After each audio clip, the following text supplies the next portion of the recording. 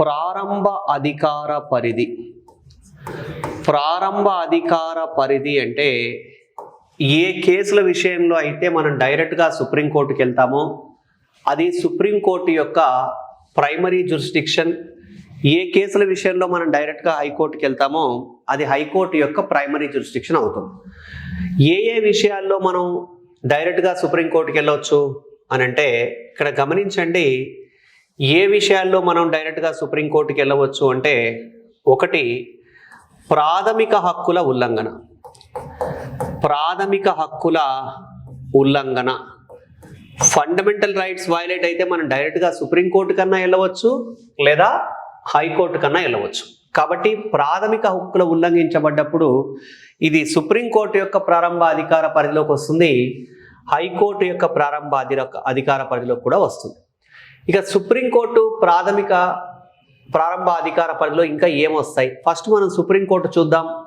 ఏ విషయంలో డైరెక్ట్గా సుప్రీంకోర్టుకి వెళ్ళవచ్చు అంటే ఎంపీ, ఎమ్మెల్యే, ఎమ్మెల్సీ ఎన్నిక. ఇక్కడ ఒక్క సెకండ్ అండి, సుప్రీంకోర్టు గురించి మనం మాట్లాడుతున్నాం. ఏ కేసుల విషయంలో మనం డైరెక్ట్గా సుప్రీంకోర్టుకి వెళ్ళవచ్చు అని అంటే ఇక్కడ ప్రెసిడెంట్, రాష్ట్రపతి, ఉపరాష్ట్రపతి ఎన్నిక వివాదాలు. ప్రెసిడెంట్, వైస్ ప్రెసిడెంట్కి సంబంధించినటువంటి ఎలక్షన్ కాన్ఫ్లిక్ట్స్ విషయంలో మనం డైరెక్ట్గా వెళ్ళొచ్చు. ఎందుకు రాష్ట్రపతి, ఉపరాష్ట్రపతి ఎన్నిక విషయంలో మనం నేరుగా సుప్రీంకోర్టుకే వెళ్ళాలి అని అంటే వాళ్ళకి కాన్స్టిట్యుయెన్సీస్, నియోజకవర్గాలు ఉండవు కాబట్టి నేరుగా సుప్రీంకోర్టుకే వెళ్ళాల్సి ఉంటుంది రాష్ట్రపతి, ఉపరాష్ట్రపతి ఎన్నిక వివాదాల విషయంలో. అలాగే కేంద్రము రాష్ట్రాల మధ్య వివాదాలు, కేంద్రము రాష్ట్రాల మధ్య వివాదాలు, conflicts between the central and state.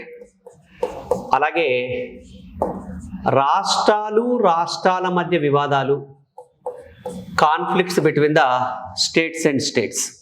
ఇక్కడ గమనించండి, సుప్రీంకోర్టు యొక్క ప్రారంభ అధికార పరిధిలో మనం మొత్తం 4 పాయింట్లు రాశాం.